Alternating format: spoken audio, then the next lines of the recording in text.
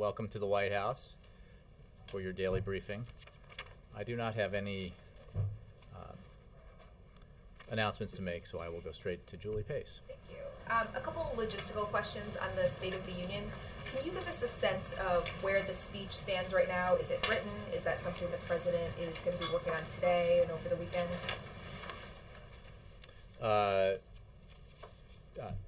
The President is working on the State of the Union address.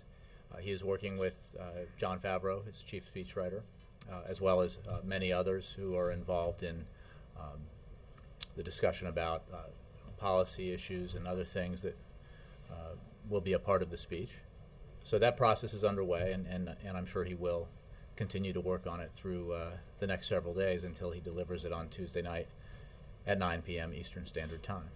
I urge all Americans to tune in. And if they don't tune in on their old-fashioned televisions, they should go to www.whitehouse.gov/SOTU, where we will have enhanced, essentially an enhanced version of the speech. It will be live streamed, but there will be graphics and other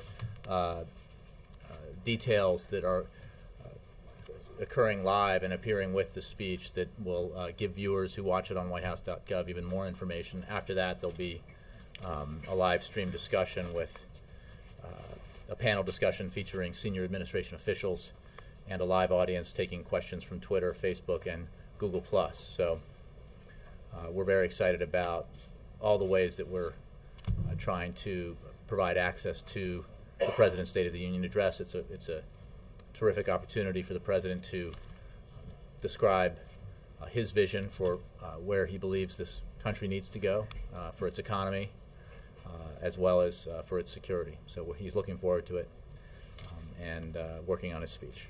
Radio's a good option too. And I know you haven't wanted to on the radio. I know you haven't wanted to preview the content of the speech, but should we be expecting to hear anything from the White House on the content over the weekend or really at any time before Tuesday night? And if the AP hears about it, can we? Can everybody else get a piece of that action? Honestly, we don't have a lot of plans right now to get into details of the speech before the speech is delivered. That's been our approach of late in these major presidential addresses, that our preference is really for the news to be fresh when the President gives the speech. So, you know, how this process works, you can't always control all the information about something like this, but our hope is that when Americans hear it, many millions of Americans hear it or watch it or read about it, they will be doing all of that for the first time and learning about what the President's ideas are, what his vision is, at least as regards the State of the Union address for the first time. And then just on one other topic, the French have threatened to withdraw their troops from Afghanistan early. How concerning is that to the administration? Have the French communicated any details about what they're going to be looking at in terms of their troop levels in Afghanistan to the U.S.? Well, first of all, our thoughts and prayers go out to the French people and the families of those who lost loved ones in this tragic incident. As you know, 4 French soldiers perished in Afghanistan. France is a valued member of the NATO ISAF coalition, and their forces have served alongside ours with valor and honor. You know, we are in regular consultation with all of our ISAF coalition partners. I don't have anything specific to report to you about those communications with France, except to say that it's a very tight coalition, and communication is regular and frequent. But is it concerning that a key U.S. ally in Afghanistan would be discussing pulling its troops out early? The fact of the matter is, as I've said, France has been an excellent and valued member of the NATO ISAF team. I don't want to get ahead of any discussions or decision that France might make with regard to its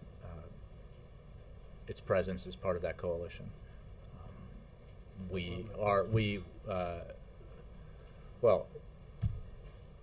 we believe the mission in Afghanistan is very important. The coalition is very important. The President laid out an Afghanistan strategy that he has been executing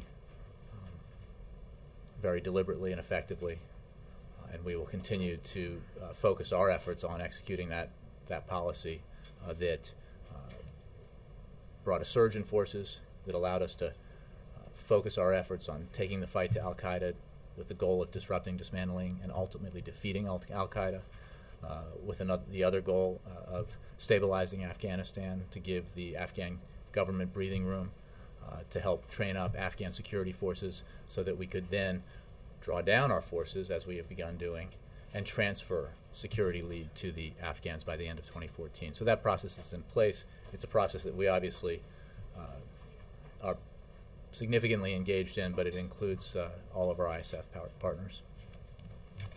Reuters. Thank you. Okay. 2 questions. First, on Iran, does the White House have any reaction to an ally of Iran's supreme leader today calling on Israel to be punished for killing a nuclear scientist? I have no reaction to that. I wasn't even aware of it, so I have nothing to say about that. Second, on politics, did the president watch the debate last night? And does the president think that... We were a little busy last night. I'm sure you were. That voters have a right to know The president he didn't watch the debate. As I think I've discussed with you before, he tends not to, not because of disinterest necessarily. He just doesn't watch a lot of television, at least not news television. But, and I mean no disrespect. But he had events in New York last night. So I think when the debate was occurring. Sorry, I wasn't thinking about That's that. okay. The point of the question was not that. It's one of the issues that came up at the debate was about candidates' personal lives. And my question is, does the president think that voters have a right to know about candidates' personal lives? For example, the allegations by Newt Gingrich's former wife. Jeff, I'm not going to wade into the GOP primary contests and the debates and the issues. The president ran for this office 4 years ago. He put forward himself and his record and his vision. Voters evaluated his record, who he is and his positions and his vision, and elected him to this office. And he is running again on his record and his vision. And voters make their decisions and weigh a lot of criteria, and it would not be for him or for us to tell voters what should matter and what shouldn't. But this president is focused on the job he's doing, the record that he's compiled, the vision he has for the future. He'll be speaking about that within the context of the State of the Union address, the things that he believes we need to do, working with Congress, the things that he can do using his executive authority to continue to recover from this terrible recession, to strengthen American security, and to build a foundation for America to, as we've said in the past, win the future, win the 21st century. But he'll be up against one of those gentlemen on the stage later this year. Should personal lives be on the agenda? Again, I don't want to weigh into that. I think the president will run his campaign. Because of the support he has within his own party, is fortunate enough not to face a primary contest. That is a good thing, because he has so much work to do for the American people as president. He'll engage in the campaign, obviously, as the months pass here, with more frequency, and certainly once the Republican Party chooses its nominee, that frequency will intensify. But right now he's focused on the things that he can do, the things that Washington can do, Congress working with the administration, the things we can do with the private sector. Those will be what he'll be talking about. Those are the kinds of things that he'll be talking about in his State of the Union address. And we'll let the campaign take care of itself for now. We'll let the Republican primary process play itself out. And we'll look to you all to let us know through your reports how that's going.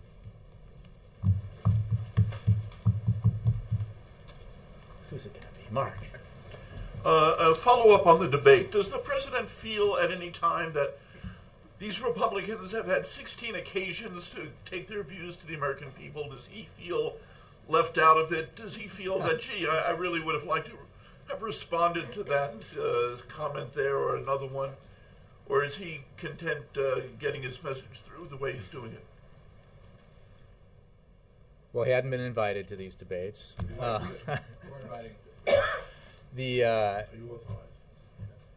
I think the President Obama understands well what this process is like, how challenging it is, what it's like to engage in debate after debate after debate, as we've seen in the Republican Party process, and he recognizes that that's a process for each party to engage in, as it allows folks across the country in these states that are participating early on to make key decisions about who should be that party's nominee. I certainly think he feels that he has ample opportunity to engage with the public, to convey what his views are about what policies we should be pursuing, what his views are about the future of the country, and his incredible confidence in America and its the role it's going to play as, again, the indispensable nation in the 21st century. So there will be debates. He will be, I'm sure, engaged in debates with a Republican nominee, and that will afford him the opportunity to discuss the issues in a point-counterpoint way. For now, he's going to focus on his job, which is to be president, to do the things he can do. Because, as he's pointed out, American presidential campaigns take a long time, and we can judge whether that's a good thing or a bad thing. But we have 10 more months, almost, before Election Day. That's a lot of time, and we should not use all of that time simply to campaign. We should. This president believes very strongly that he will use that time, that he should use that time, and that the American people expect him to use that time to govern, to try to move the ball down the field, if you will, in terms of growing our economy and creating jobs. That's going to be his primary focus in the months ahead. But you must be aware that everything he does is seen through a spectrum of politics in this year, right? Well, certainly that is a part of this process, and it's partly because, and this is not a judgment but an observation, that the media, because of the importance and the duration of the presidential campaign, tends to, in an election year, view everything that a president or members of Congress a member of Congress does through the prism of politics, but he's going to focus what he does on the policy proposals that he can pursue, that he can work with Congress on. We need to, as has been discussed, extend this payroll tax cut to 160 million Americans for the duration of the calendar year. We need to extend unemployment insurance. There are just many things, and you'll hear more about them on Tuesday night, many things that we can and should and must do that aren't about an election campaign. So he looks forward to fulfilling those responsibilities. I mean, that's why you run, after all. That's why he's here. And that's why every individual who has found himself in the Oval Office sought that job to begin with, to pursue a vision and policy goals, and nobody, I don't think, and I certainly know this president didn't run for this office so that he could run again. He ran for this office so he could be president and do the things he can do to help the country, to help the American people, to grow the economy, to, in the case that he found when he took office, to help stave off a Great Depression, to save an automobile industry that was on the brink of extinction in America, to pass historic health care reform, a culmination of a 100-year effort to do that, to rebalance and refocus our foreign policy and national security policy so that we took the fight to the enemy that attacked the United States on September 11th, 2001, so that to end the war in Iraq, as he promised, in a way that's responsible, to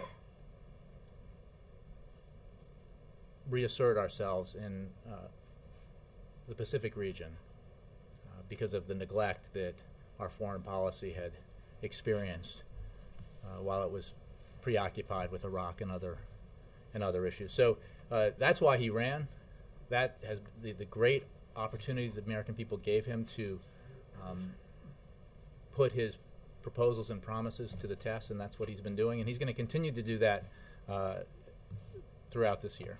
Jay, can I follow on that? Sure. Please, thank you. You just said there that he's going to use this time, the American people want him to use this time to govern. And yet last night, he had 4 fundraisers in New York. He had 6, I think, last week in D.C. and Chicago. Mm-hmm. His first TV ads, $1 million ad buy, came out yesterday. Mm-hmm. So how can you continue to present this image that he's just focused on governing and the campaign is a small part when he's holding fundraisers left and right? Well, Ed, I never said he wasn't participating in.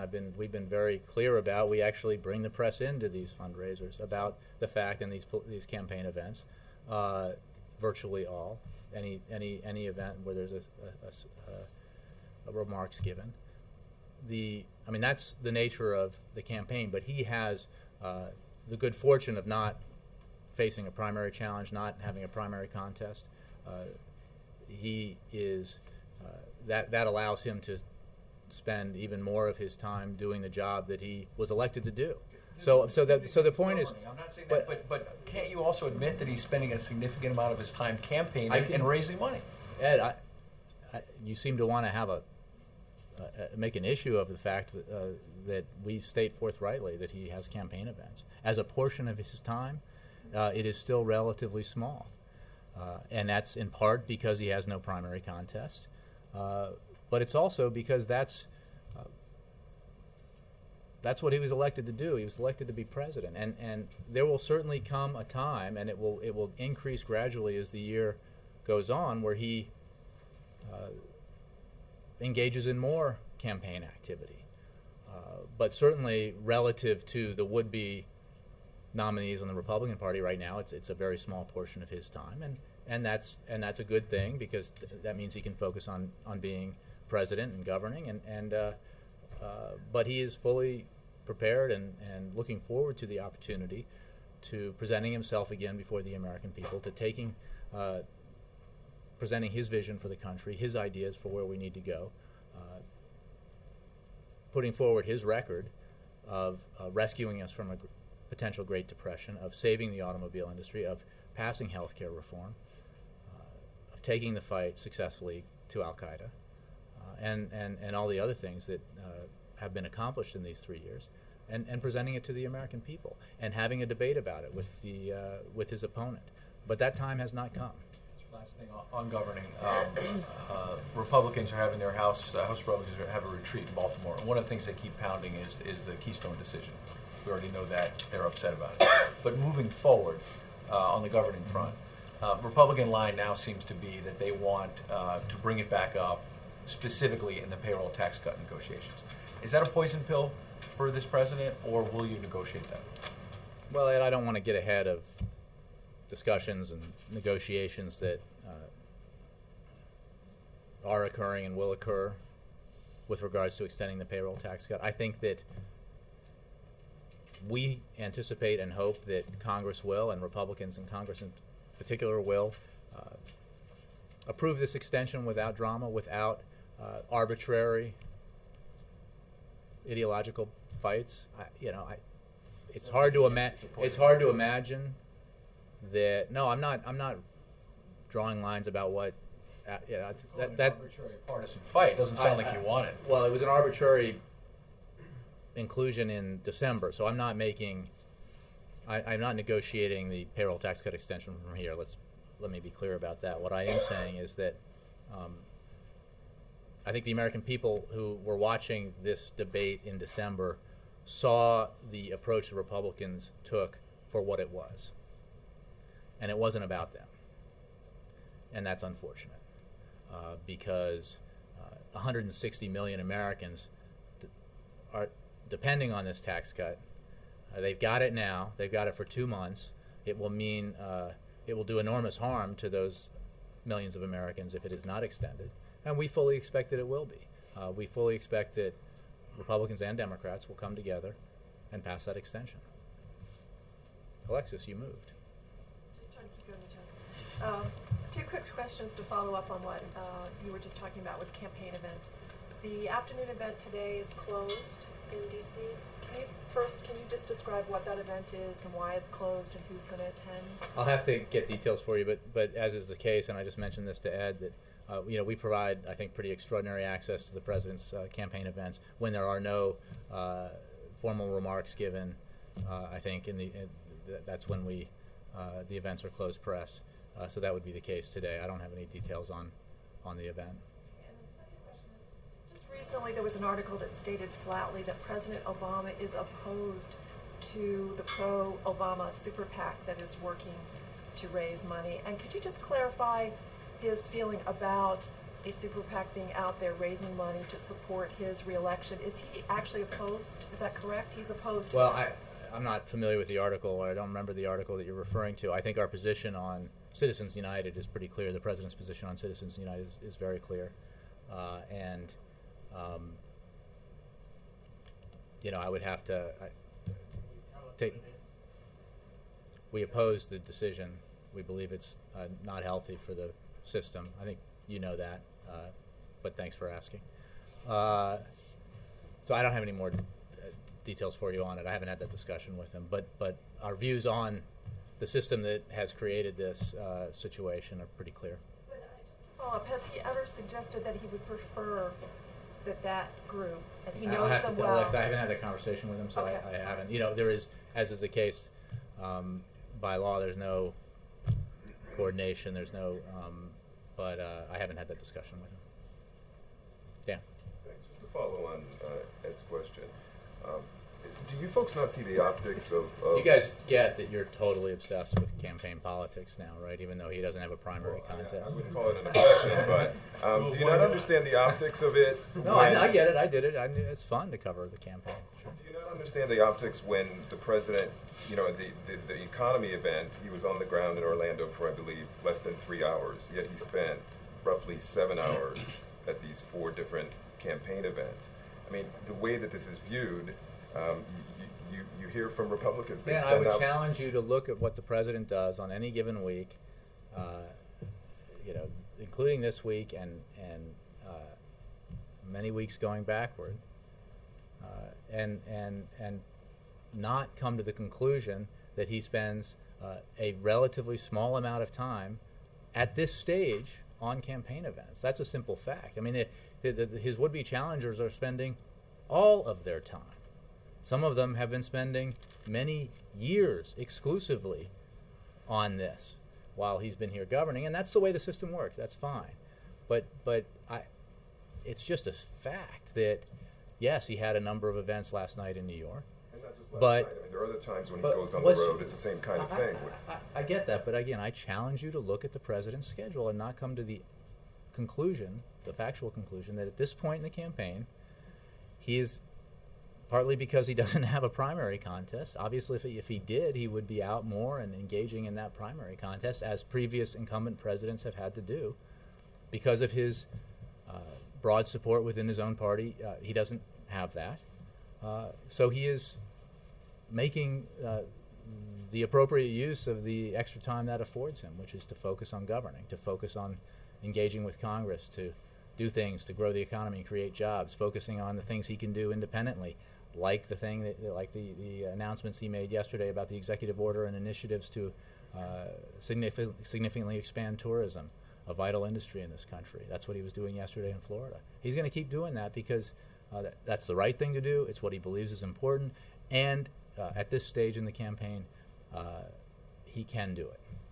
Can you give us a status update on same-sex marriage, where the president is on that evolving process, and what is he doing to assist that evolution? Does he? You know, I honestly does he read books. What is he doing? Dan, I appreciate the question. I don't have an update for you on that. I think it is important in this, as part of my answer here, to just remind you about the president's record on these issues, ending Don't Ask, Don't Tell, and on marriage in particular, having the federal government stand down from, or his administration stand down from defending DOMA, believing that it's unconstitutional, and working to have it repealed. The president's personal views I will leave for him to describe, but this administration, his administration's record on these issues that are very important, I think are pretty clear.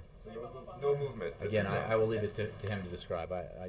It's the same answer I've given in the past to Chris, for example, who has his hand raised. And I think you deprived him of the opportunity to ask it today. But sure. Chris, how are you? I'm doing good. How are you? Very well. A number of state legislatures in the coming weeks, including those in Washington State, New Jersey, and Maryland, are going to try to push for same-sex marriage legislation in the coming weeks. I know you said you don't want to talk specifics about the State of the Union address. I'm just wondering if you could rule out the possibility of the president completing his evolution and endorsing marriage equality next week.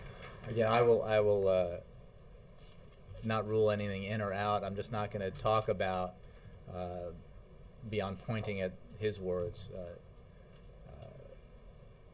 his personal views on this. I think his administration's policies on related issues are there for people to judge. Mr. Curley. I did watch the debate last night. How was that? They painted a picture of America. I heard it was pretty entertaining. At times. I followed it a bit on Twitter in between events as a casual observer. So one could, after watching that debate, have a view of America. What is the State of the Union today?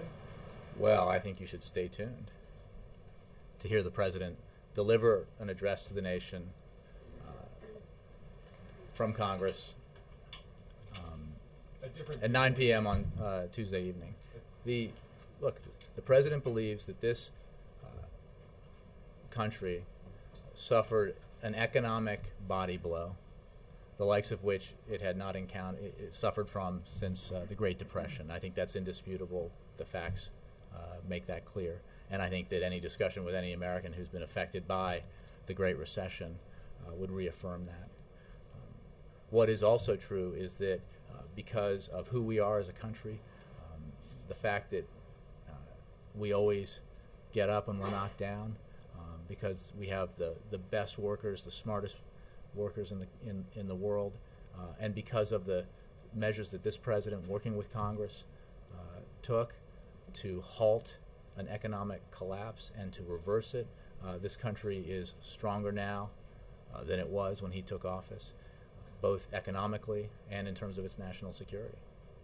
On national security, the president said last night, you use it again today, that he has restored the United States as the sole indispensable power in the world. The United States was not that 4 years ago?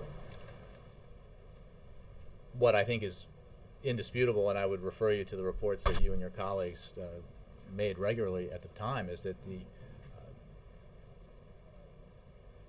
the United States, prior to President Obama taking office, was viewed very differently than it is now by allies and partners around the world. I think, as I've noted, Iran is a very good example of an approach that an issue to which this president's approach has changed that dynamic in a way that has allowed the United States to lead, not just unilaterally, but to lead other nations towards historic and unprecedented sanctions and pressure on Iran, so that it is now clear to the world that the issue is not, the problem here is not the United States, it is Iran and Iranian behavior. And that was not the way the world unfortunately viewed it back in 2008. he has, through ending torture, I believe, he believes, done something that was absolutely the right thing to do and improved the way the United States is viewed around the world.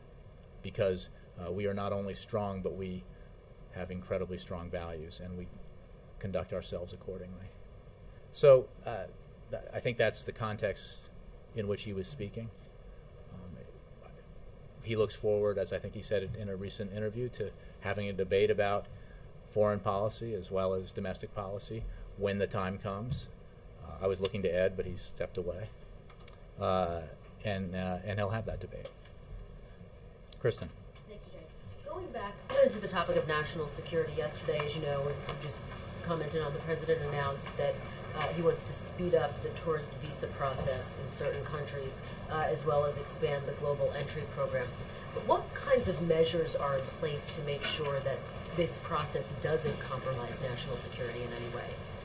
Well, I think we provided a lot of information about that yesterday, Kristen, and what absolutely remains as true today as it was prior to this week and this announcement by the president is that our security remains our number one priority.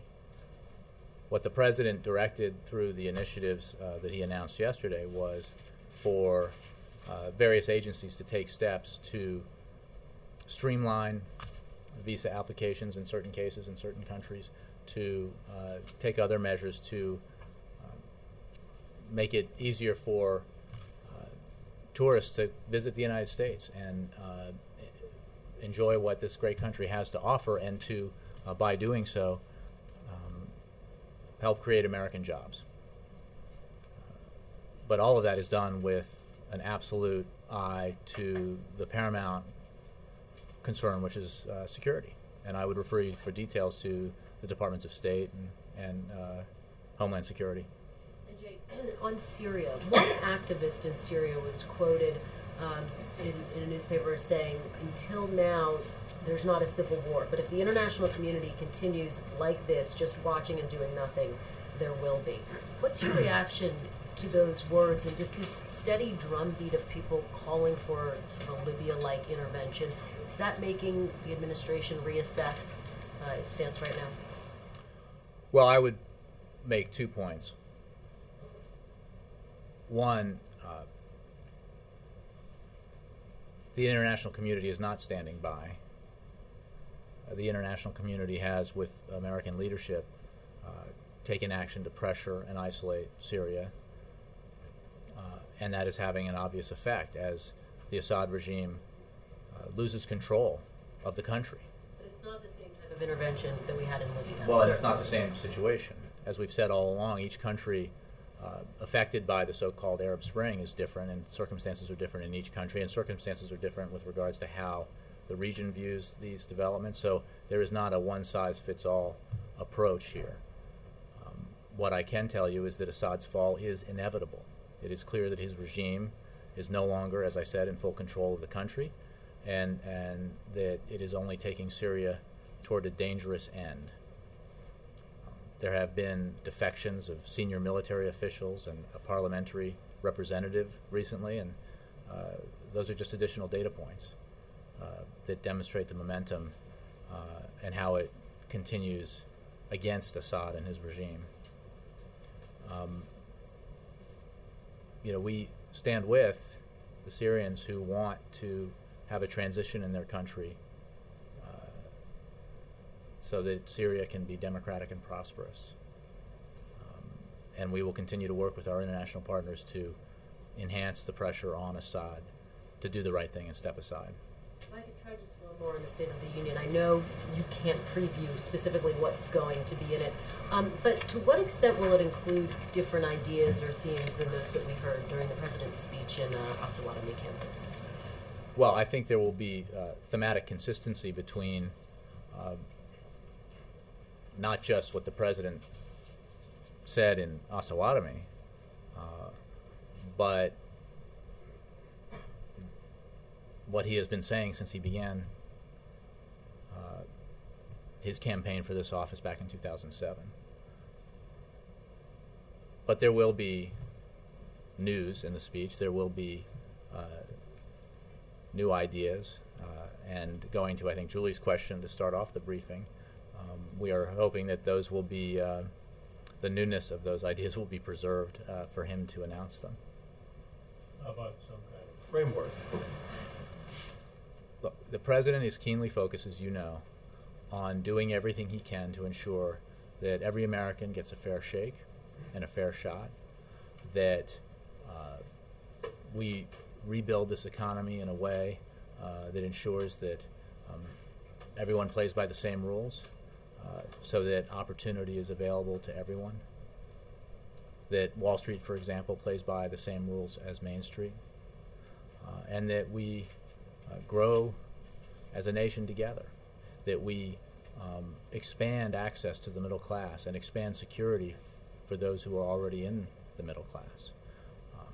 That dynamic that has existed now for, by some measures, 30 years, and certainly intensively for the decade before this president took office, has to be broken. The middle class has been under intense pressure in that decade prior to President Obama taking office. Middle class incomes stagnated or declined. And at the same time, the wealthiest 1 or 2% of the country saw their incomes expand greatly, and their share of the nation's wealth share greatly. And the president's view on this is not.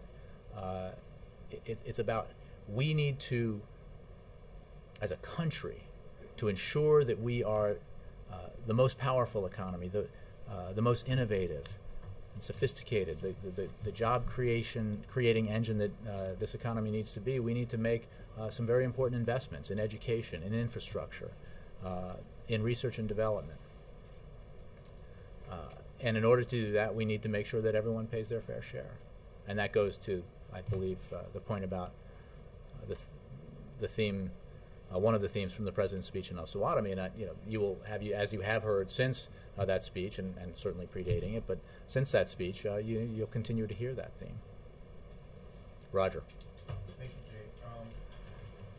Online piracy bills up in the Hill were put off, and votes were postponed for today until there can be some consensus. Christopher Dodd, in a New York Times piece yesterday, was suggesting that perhaps the White House should hold a summit to bridge the gaps and so forth. What does the White House think of holding a summit on online privacy? Well, I think that we made our principles clear about these issues over the weekend and this week.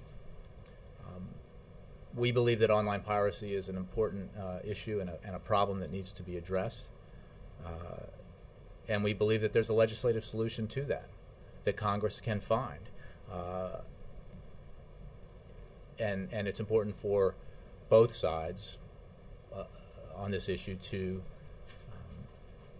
come together and work out that solution that both deals with online piracy and continues to ensure a free and open internet, and we think that's possible. So we call on and are encouraged by indications that that others believe this should happen too. That the stakeholders in this issue, who have on all sides very legitimate concerns, work together to find what we believe is a legislative compromise. But everybody has to be in on it for it to work and get through Congress. Could that be aided by the summit? Well, I think it can be, we have laid out our principles, which we hope will be looked to as a guide for that process. But I think this is a legislative process that folks on the Hill can take up, working with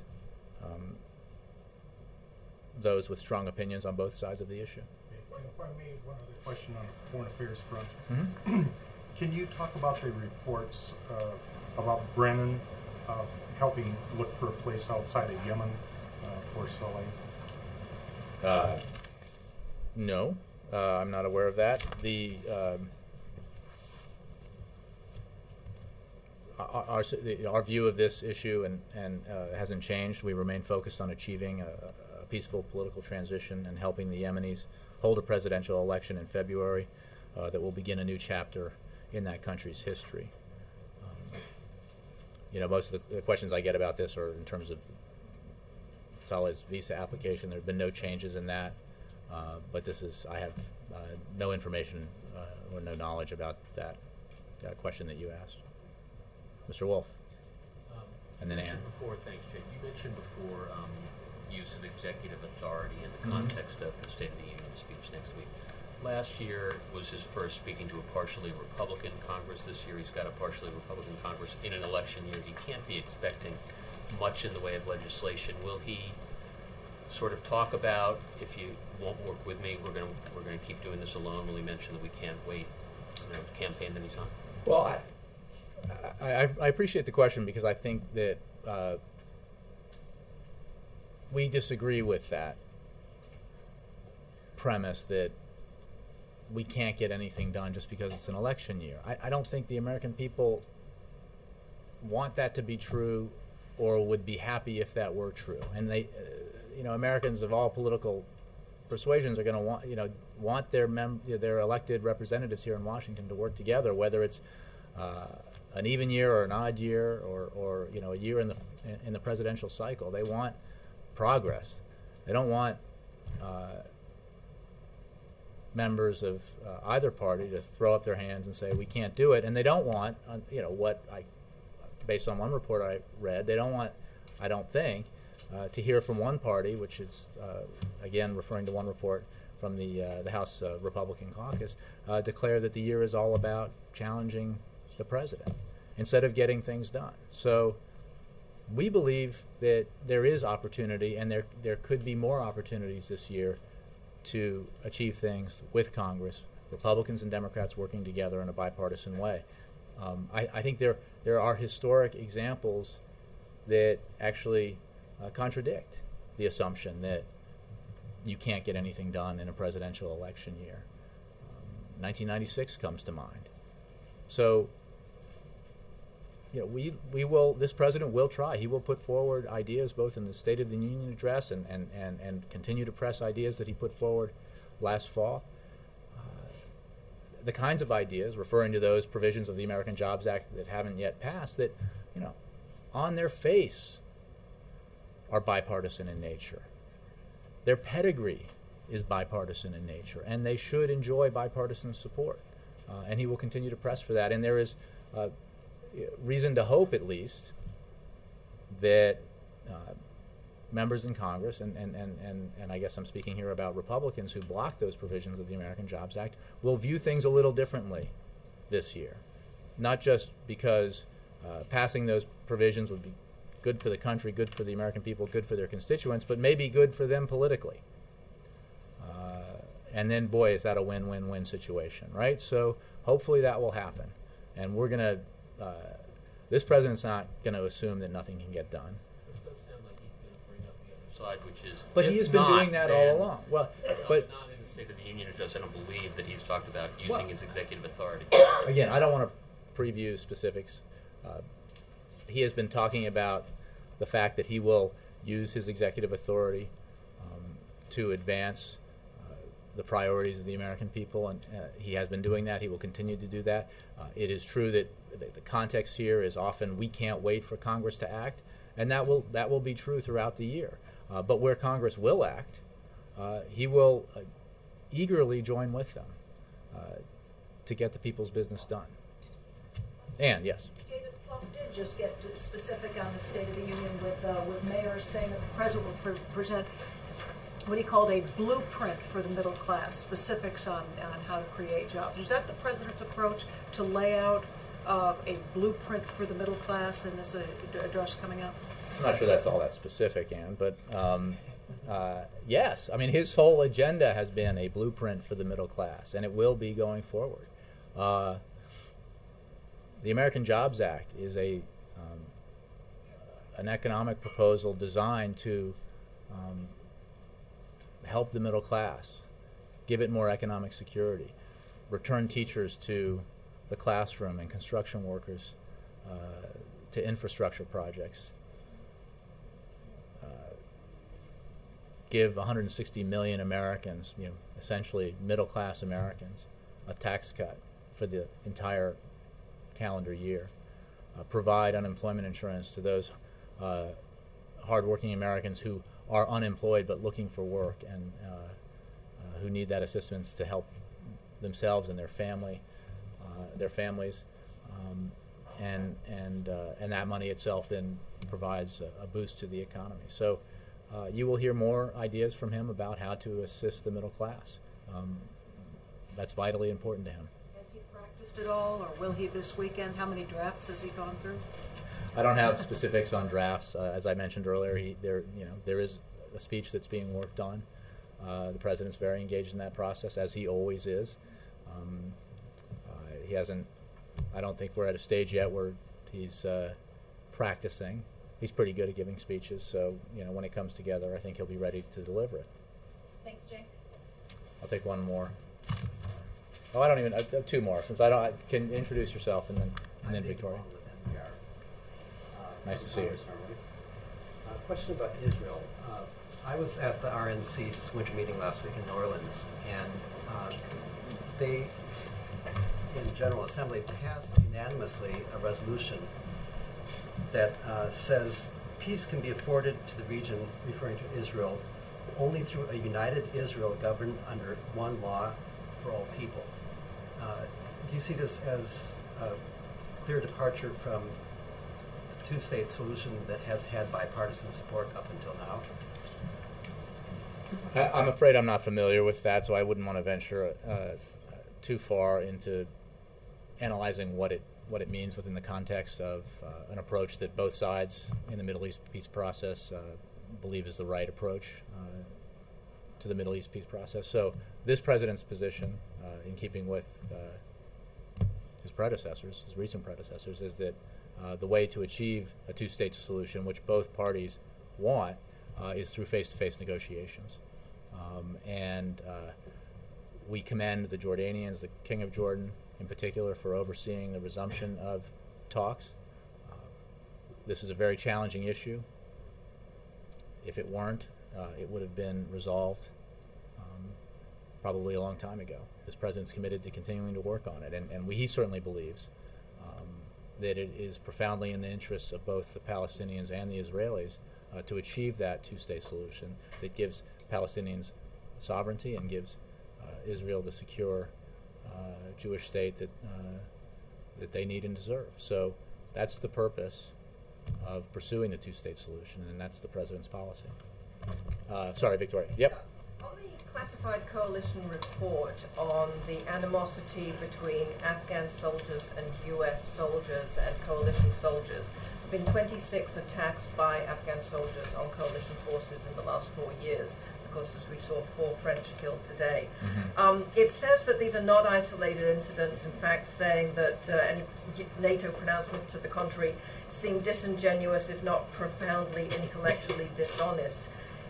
I'm not sure. I'm not sure what you're reading. I don't know what you're reading from, so I can tell you that there is no indication that these incidents are linked or part of any larger coordinated effort, but ISAF is closely examining the incidents and has taken steps to improve the vetting process. As the NATO Secretary General pointed out in his statement on the incident, every day 130,000 ISAF troops from 50 nations fight and train with 300,000 Afghan soldiers. I think ISAF has more details, but you opened up by saying this was a classified report, and I'm not familiar with the quote you gave, and if it were in fact a classified report, I wouldn't be talking about it from here. So thank you very much. The New York Times? I do read the New York Times. One day I will remember, but I have it. Schedule for the week of. But Victoria, my response to your question and to that article is what I just said. So. The schedule for the week of January 23rd, 2012 is as follows. On Monday, the President will attend meetings at the White House. He might even be putting the finishing touches on a speech. Actually, that'll probably happen Tuesday. Tuesday evening, the President will deliver his State of the Union address at 9 p.m. Eastern Standard Time. Following the President's State of the Union address, he will begin a 5-state, 3-day swing across the country.